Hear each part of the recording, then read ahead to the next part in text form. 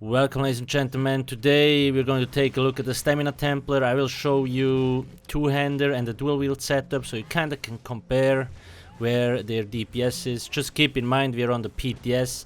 My rotation is not totally perfect. So basically what I'm running here, I use the same champion points on all the setups. And on my two-hander setup, I'm running 5 Two-Fanged Serpent and 5 Bone Pirate with the dubious Cameron Thrown Ring. Full weapon damage on my jewelry. And I use a two-hander master weapon. Now the reason why I use a two-hander master weapon, you also can use a Maelstrom one because they give you 189 weapon damage. And you still can use a poison if you don't use like a brawler if you want to. This certain setup works for in trial. I mean, my sustain is pretty good. In a trial it will be even better because the two-hander, when you kill a target with the two-hander, you get another 30% boost to your stamina recovery. You can pick up spears from your like healers, so you probably almost have a little bit too much resource or like sustain, but nonetheless, as you can see, with Bone Pirate and Two-Fanged Snake, we have so much stamina, and our health is also good with a lot of recovery. I mean, I think we sit at 1.9k stamina recovery. We have 17k health and like 35k stamina. That's insane. I tried other setups like 5 Two-Fanged Snake and 5 Automaton with like the dubious Cameron Throne, but then I had to use stamina recovery glue, or even 2, I can't remember, to be able to sustain, and I ended up with less damage than with this setup here. So that's why I think the Two-Fanged Snake and Bone Pirate combined with the Cameron Throne drink is probably one of the better setups if you're aiming for a light attack build. Now for a heavy attack build, which just relies on sustain from heavy attacks, you can go 5 Two-Fanged Snake and 5 Automaton. Automaton is slightly stronger in Hunting's Rage. Not by a lot, so most people will probably prefer Hunting's Rage because it's easier to farm. Like you just can craft it and you need to go farm Automaton. But yeah, this setup overall gave me more DPS with the Bone Pirate. As you can see in this part we're using Brawler. I kinda found like you're gonna get the same DPS whether you use Brawler or not on a single target fight. However, I had slightly worse sustain because Brawler is kinda expensive, sadly. Now Brawler shines on trash fights because every time you hit the mob you gain 2.5k damage shield. So if you hit like 6 to 10 mobs you will get the 15 to 20k damage shield, which is really strong, right? So you can't die. And that's one of the reasons why some people might prefer two-hander over dual-wield. Two-hander is actually really not in a bad spot because like they buffed Brawler, they gave us a Master at Arms and all that kind of stuff.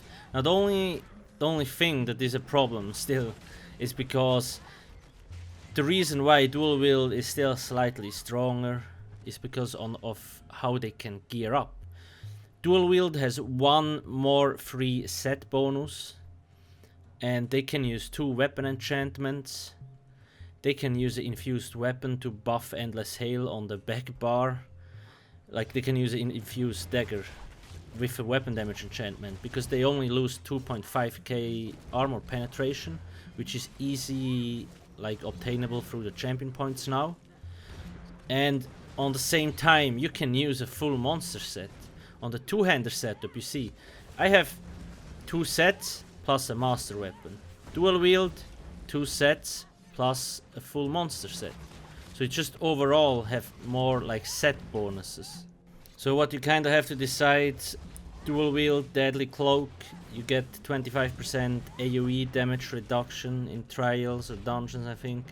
And with two-hander you don't have that, but you have a shield on trash fights or in general when you decide to use Brawler. Basically every time you hit something you get the 2.5k shield and it stacks up, right? You probably could use the bolt to get slightly more DPS. I didn't try because I don't have the bolt leveled up on my Stamina Templar. Now why do I think like the Bone Pirate Two-Fanged Snake setup is stronger for a light attack rotation? First off, you can use full weapon damage on jewelry. and you have more max stamina, which buffs your power of the light more. And power of the light is a really strong skill, like it gives you 3 to 4k DPS, something like that if I remember correctly.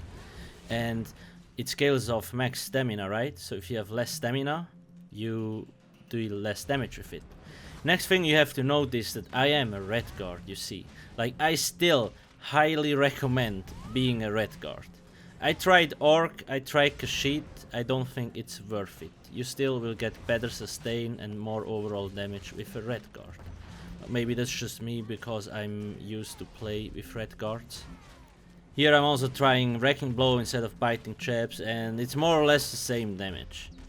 Because Wrecking Blow hits really hard, but because you don't use Biting Chaps, you don't get the Burning Light proc, so you lose out on a lot of damage from Chaps and Burning Light. So in the end, like for my build for Morrowind, I probably will choose a two-hander build simply because it's something different finally, and two-hander is viable. In the end, you can choose between a two-hander or a dual wield setup. In the end, it's like preference, what you like more, right?